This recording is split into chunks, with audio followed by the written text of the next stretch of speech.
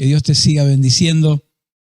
Qué bueno poder tener una nueva oportunidad de compartir palabra de Dios en esta tarde-noche. En este mes que hemos decidido poner énfasis particular en la familia, Dios me estaba hablando de una manera especial en un pasaje de la Escritura, en el libro de Génesis, y me traía a memoria algunas situaciones, algunas circunstancias cotidianas del ministerio. En algún momento que estuve trabajando con los varones en la iglesia, y en distintos momentos, pero me vino particularmente en una oportunidad.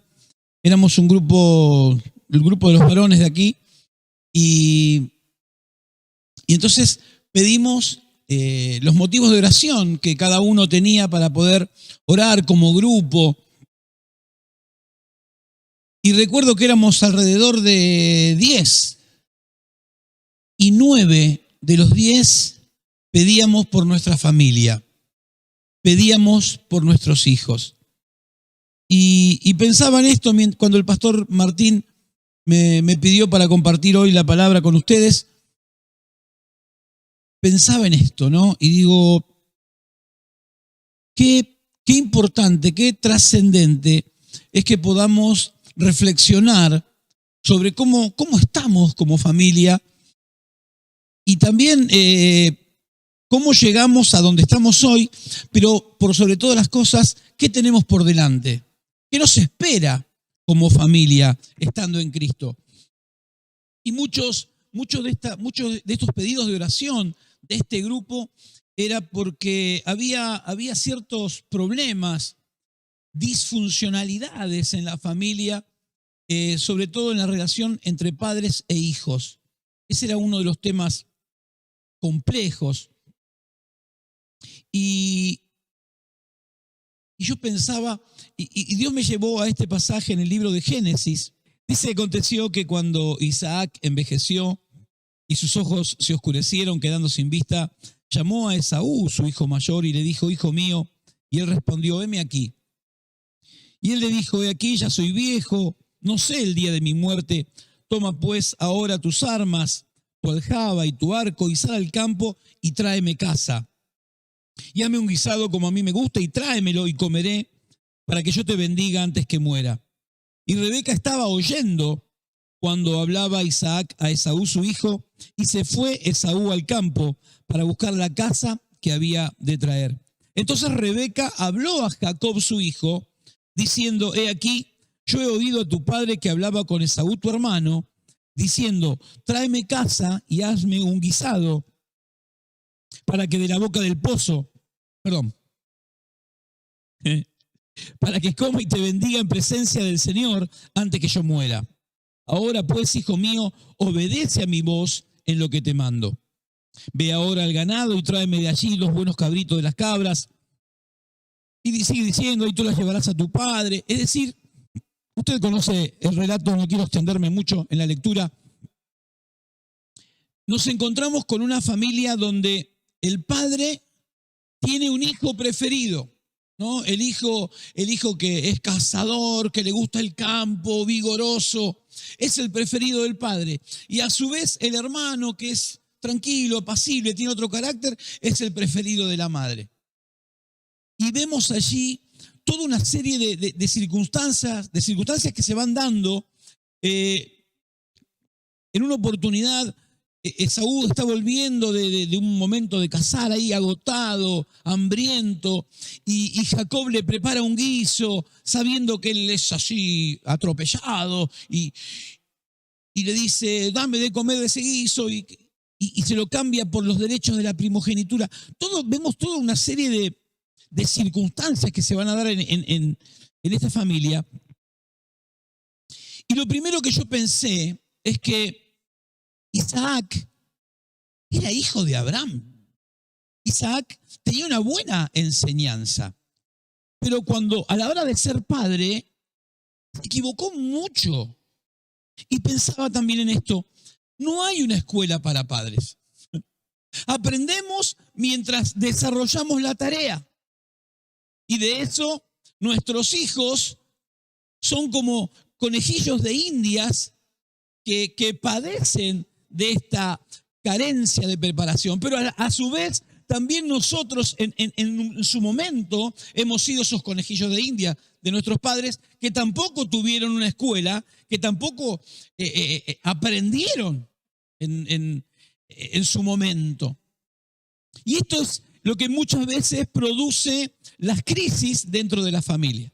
Ahora, este Isaac era un joven que había sido bien educado, estaba bien preparado, pero sin embargo fue un desastre, ¿no? Porque las preferencias de él por Esaú provocaron que se incentivara también la preferencia de Rebeca por Jacob.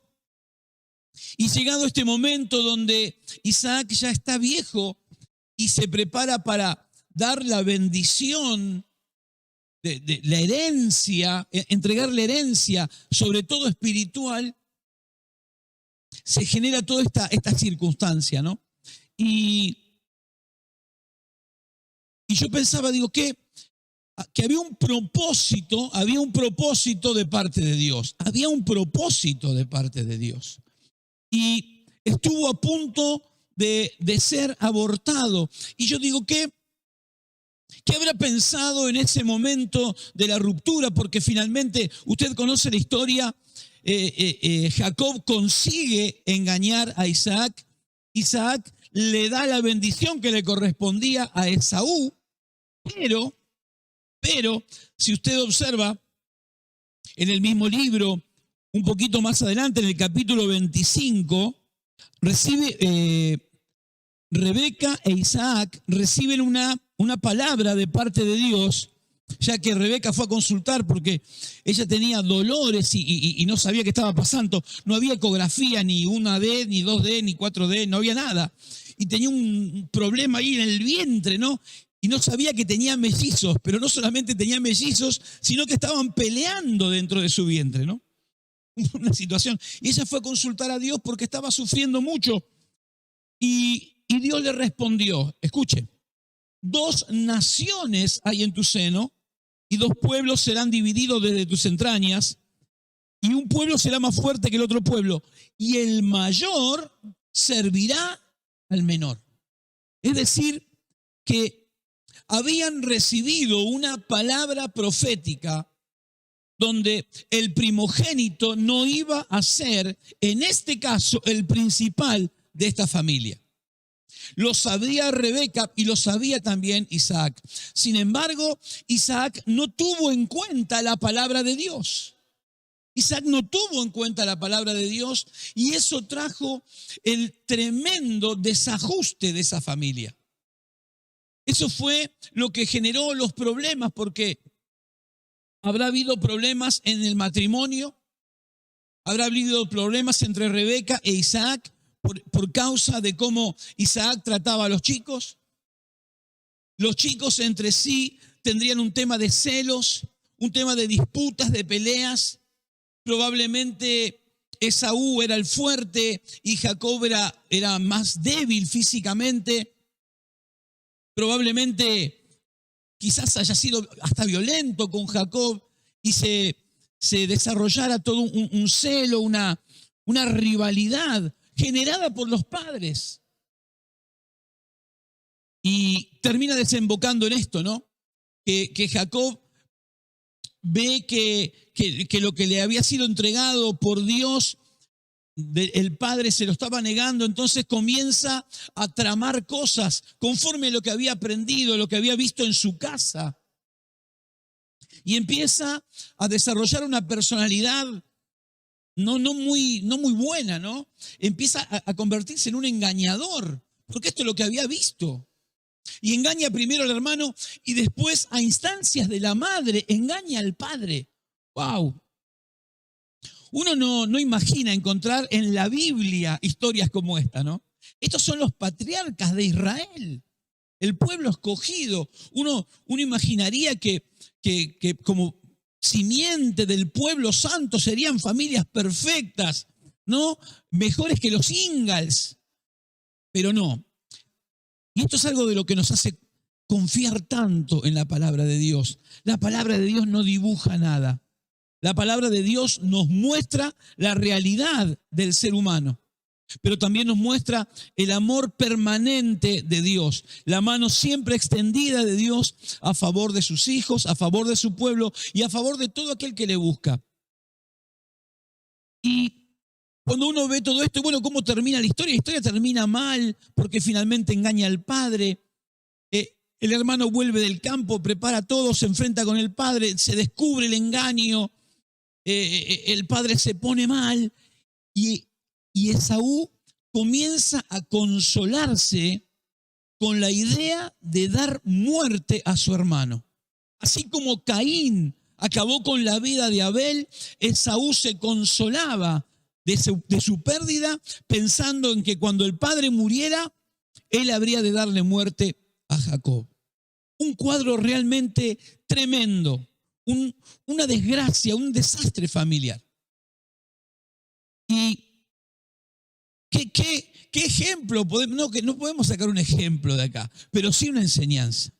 Sí, una enseñanza. En primer lugar, vemos claramente los efectos de cuando buenas personas con buenas intenciones y con buena educación no respetan la palabra de Dios, no ponen a la palabra de Dios como algo rector en su familia.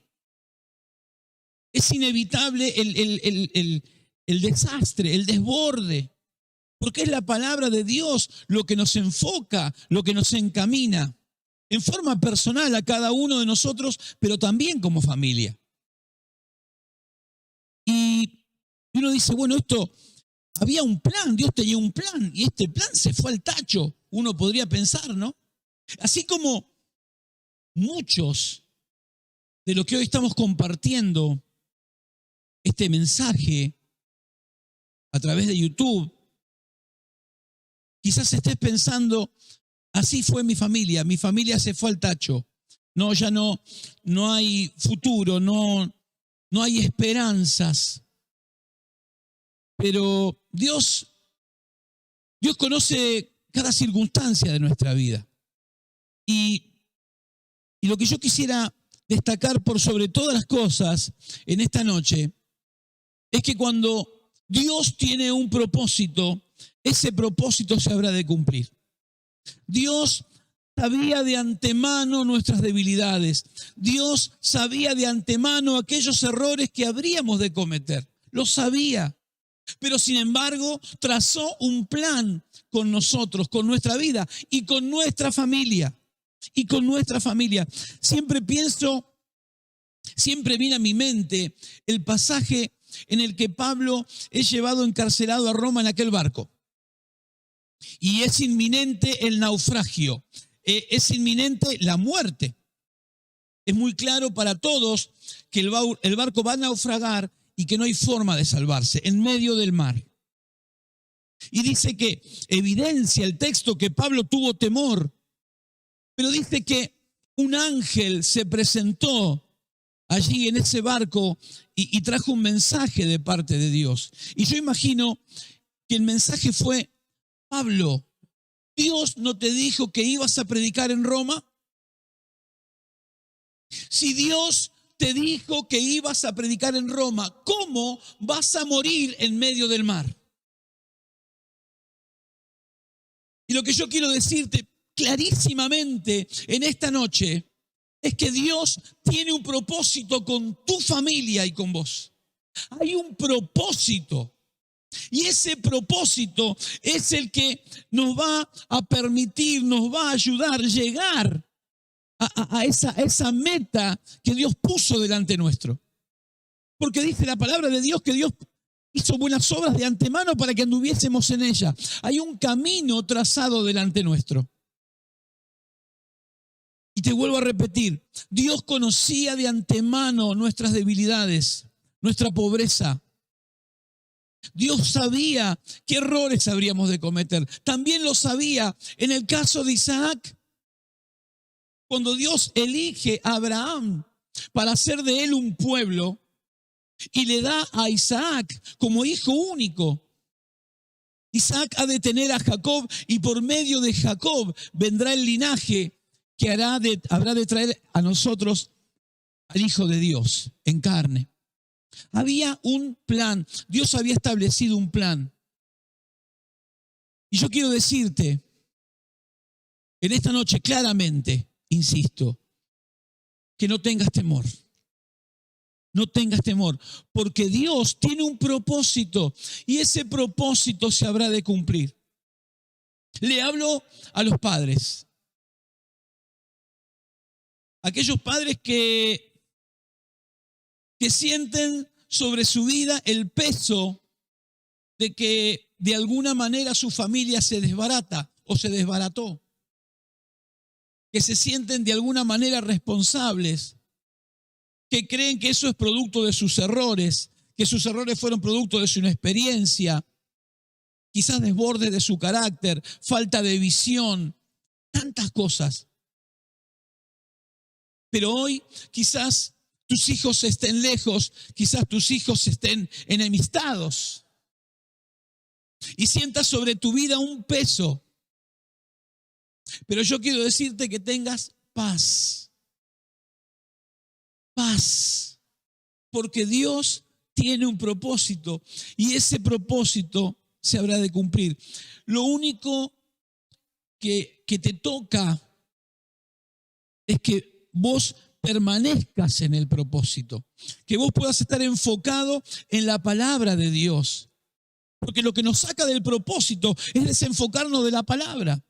Es cuando dejamos de prestar atención al mapa, cuando se apaga el GPS y comenzamos a andar por un camino que no conocemos, porque nadie conoce el mañana.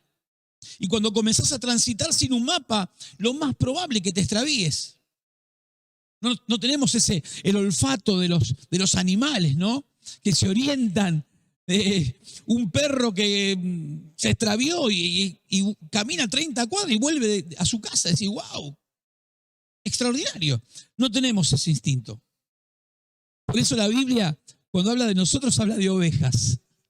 Porque la oveja se pierde con tremenda facilidad. No tiene olfato, no se orienta. Y por eso la Biblia habla de nosotros como ovejas. Solo te queda enfocarte en el propósito de Dios. Y al cabo de un tiempo, todo volverá al orden. Esta familia parecía que se había ido para cualquier lado. Parecía que aquel plan que Dios le había transmitido a su hijo, a su amigo Abraham, se perdía. Pero nunca, nunca puede perderse el propósito de Dios, porque nuestro Dios es eterno, porque nuestro Dios es todopoderoso, porque todo lo sabe, todo lo ve. Él está con nosotros cada momento, cada instante. Aunque nosotros fuésemos infieles, dice la palabra de Dios, Él permanece fiel porque no puede negarse a sí mismo. Pero también quiero hablarle a los hijos que hoy estén mirando. Quizás sientas en tu corazón que dejaste de pertenecer. Quizás tengas tristeza, dolor por cosas que hiciste, por cosas que dijiste. Quizás te esté costando en este tiempo encontrar el sentido de las cosas, el sentido de la vida, el sentido de la familia. Quizás te sientas excluido. Y este tiempo que es tan particular, que potencia tanto las emociones negativas. No, si alguien es medio así, medio depre, en este tiempo está en peligro, ¿no? Necesitamos tanto de la presencia de Dios. Pero yo quiero decirte, a vos que sos hijo y que quizás padeciste con situaciones de disfuncionales de la familia y hoy te sentís lejos, te sentís apartado. Yo quiero decirte que también vos formás parte del propósito. Y aunque hoy quizás te sientas mal. Sabes que Jacob, en esta circunstancia que terminó muy mal esta historia, en principio, ¿no? Este primer capítulo, o este capítulo termina huyendo.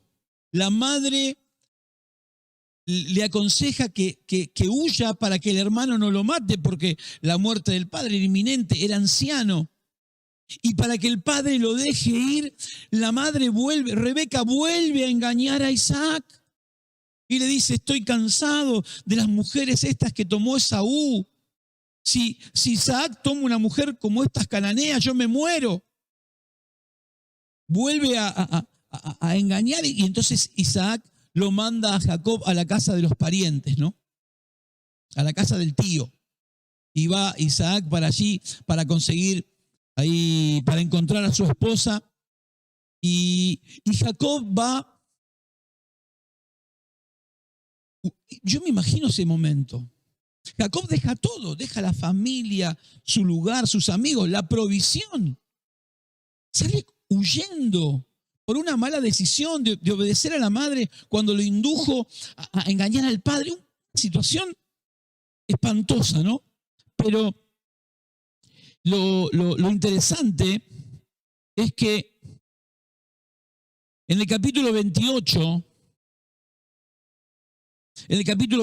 mientras Jacob está huyendo, abandona su casa, abandona a sus padres, abandona todo como consecuencia de este problema, de esta circunstancia que se dio en su familia.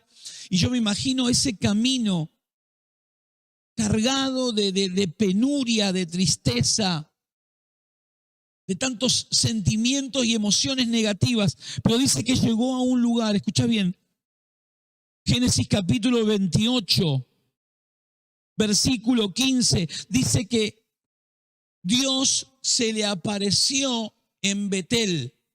Y escucha el versículo 15, dice, he aquí, yo estoy contigo.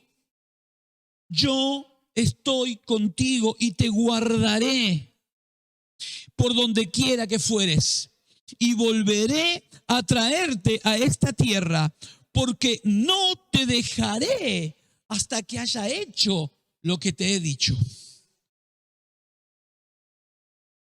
En el que podría ser el peor momento de Jacob, el peor momento de este hijo, donde estaba ya lejos de la casa, dejando atrás todo lo que amaba, todo lo que conocía, su lugar de seguridad, sintiéndose despojado, sintiéndose seguramente responsable en alguna manera, pero también quizás cargando esas culpas en su padre, en su madre, en todo lo que le hicieron vivir.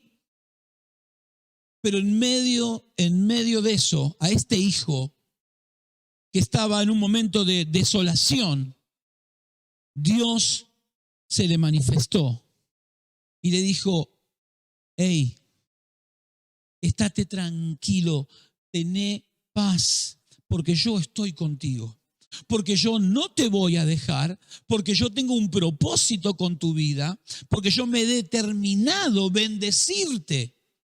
Y no te voy a dejar hasta que haga aquello que me he propuesto.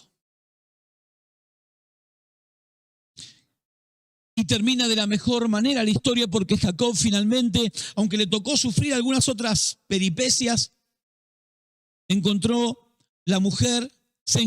con la mujer que Dios ya había preparado para él. Tuvo 13 hijos, 12 varones y una nena. La pobre Dina, nadie la recuerda, siempre se acuerdan de los 12, pero tuvo una nena también. Tuvo 12 hijos y finalmente el plan que Dios tenía, el propósito que Dios tenía con esa familia que tuvo con Abraham, pero que también tuvo con Isaac, que también tuvo con Rebeca, pero que también tuvo con Jacob, se llevó a cabo.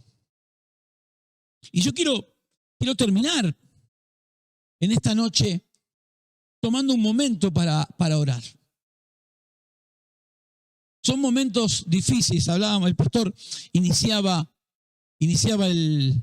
esta noche recordándonos o trayendo al caso lo que nos toca vivir en este tiempo, ¿no? Y qué importante el lugar de la iglesia en este tiempo. Qué importante que tengamos un lugar donde acudir en este momento tan trágico, tan desesperante. Ayer me tocó visitar a algunas personas de la iglesia de Escalada y aún como creyentes se manifiesta todo esta situación que trae angustia, Y una de las cosas que le decía a este hermano, decía, tenés un lugar, tenés una familia, tenés un lugar donde acudir, donde buscar una palabra, donde buscar consejo, donde buscar consuelo, donde buscar un abrazo, aunque sea virtual, pero abrazo al fin. Una contención importantísima la iglesia en este tiempo. Pero quisiera terminar con esta idea. Yo no sé en qué circunstancias se encuentra hoy tu familia por las cosas que hoy te están tocando atravesar. Pero algo sí sé, y es que Dios tiene un propósito. Dios es un Dios de propósito. No hay nada que ocurra al azar. No fue al azar tu elección, no fue al azar tu matrimonio, no fue al azar los hijos que tuviste, no fue al azar los padres que tuviste. Nada ocurrió por casualidad. Y a muchos les ha tocado atravesar cosas feas, desagradables, desafortunadas, quizás en su infancia, en su adolescencia, en su juventud. Pero yo quiero decirte esto para terminar. Dios, cuando llega a nuestra vida, no solamente redime nuestro presente, no solamente en ese momento pasamos a ser una nueva criatura, sino que Dios redime también nuestro pasado. Dios también interviene en nuestro pasado y lo redime. Y más allá de lo que te haya tocado vivir, lo que hayas tenido que atravesar en tu rol de hijo o en tu rol de padre, o en ambos. Yo quiero decirte que Dios sabía de nuestras debilidades, Dios sabía de nuestros errores, pero nunca estuvo en juego, nunca estuvo en duda el cumplimiento del propósito de Dios. Y quizás si estás en esta situación, hoy llega esta palabra de parte de Dios a tu vida, para que sepas que Dios sigue estando en el asunto, que Dios sigue interesado en tu familia, siempre lo estuvo y siempre lo estará. Pero en esta noche Dios quiere traer a tu corazón, a tu mente, una palabra que no solamente te fortalezca, sino que te dé entendimiento en los tiempos. Que quizás estés pensando que todo se perdió. Yo quiero decirte, no hay nada perdido.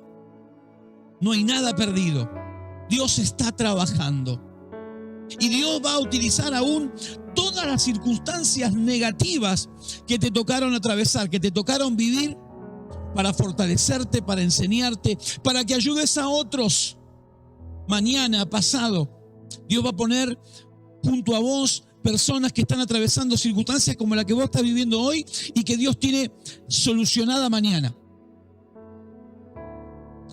Yo quiero animarte a que por encima de todas las cosas tome la decisión en esta noche de buscar a Dios con todo el corazón. Porque en Él hay respuesta. En Él está la clave. Esa es la solución. No hay otro camino. Ese es el camino. Ese es el camino de la restauración familiar, de la restauración de los vínculos. Es el reingreso al propósito. Y si siempre estuviste en el propósito, tené paz. Tené paz, porque aunque parezca que la tierra se abra, como en el caso de Pablo, el barco se perdía, iban a morir, parecía que iban a morir. Todos estaban seguros que iban a morir, pero vino un ángel de parte de Dios y le dijo: Pablo, hay un propósito, no vas a morir. No vas a morir porque hay un propósito. Tu familia no se va a perder porque hay un propósito. Porque Dios ya pensó en tus hijos. Porque Dios pensó en los hijos de tus hijos. Y es por eso que tenemos paz en nuestro corazón. Y es mi intención que puedas recibir paz en tu corazón en esta noche. ¿Qué te parece si tomamos un momento y oramos al Padre Celestial, al Padre de las luces, al Padre perfecto, para que en esta noche su Espíritu Santo esté tocando cada vida? Que su Espíritu Santo esté tocando cada padre, cada hijo, que esté tocando cada hogar. Porque nuestro Dios es un Dios de familia. Él es el que creó la familia. La familia no se creó sola, Dios la creó. Y la creó con un propósito: de replicar el cielo en la tierra. Así que te invito allí donde estés, si podés hacerlo y tenés la oportunidad de cerrar tus ojos para no distraerte con ninguna cosa. Si querés inclinar tu rostro en señal de reverencia a Dios, y dirigimos una oración a nuestro Padre. Padre bueno, Dios de toda misericordia, Dios de toda consolación, venimos ante ti en esta noche. Te adoramos, te bendecimos, exaltamos tu nombre y declaramos que tú eres el único Dios verdadero, que eres nuestro Dios, al único a quien damos nuestra alabanza, nuestra adoración. Te pedimos, Señor, perdón por nuestras faltas. Te pedimos perdón por los errores que hemos cometido, Señor. Señor, te pedimos perdón por los errores que hemos cometido como padres. Cuando hemos lastimado a nuestros hijos, cuando hemos ofendido a nuestros hijos, cuando los hemos herido en una u otra manera, te pedimos perdón, Señor, y te rogamos en el nombre de Jesús que en este mismo momento de lo alto venga tu mano, tu toque, que ese aceite, Señor, sea vertido sobre esas heridas en el alma y estés trayendo sanidad en esta misma hora en el nombre de Jesús. Señor, te pido que perdones nuestros errores como hijos, cuando tuvimos palabras duras, cuando fuimos desagradecidos con nuestros padres, cuando los lastimamos. Señor, te pedimos perdón en esta hora. Te pedimos perdón, Señor.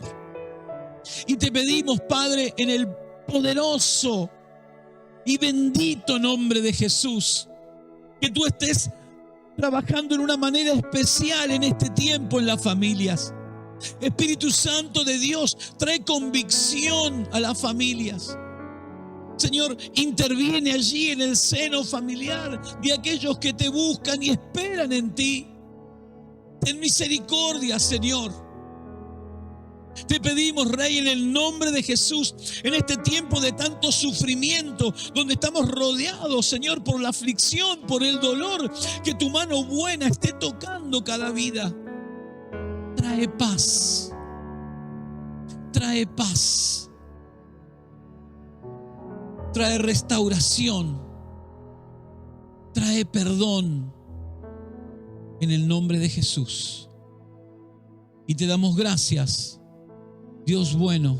Te damos gracias por esta oportunidad donde recibimos tu palabra, que es nuestra luz, nuestra guía, es la fuente de la sabiduría, del entendimiento. Señor, gracias. Gracias te damos por todo y en todo en esta hora. En el nombre de Jesús. Amén. Y amén.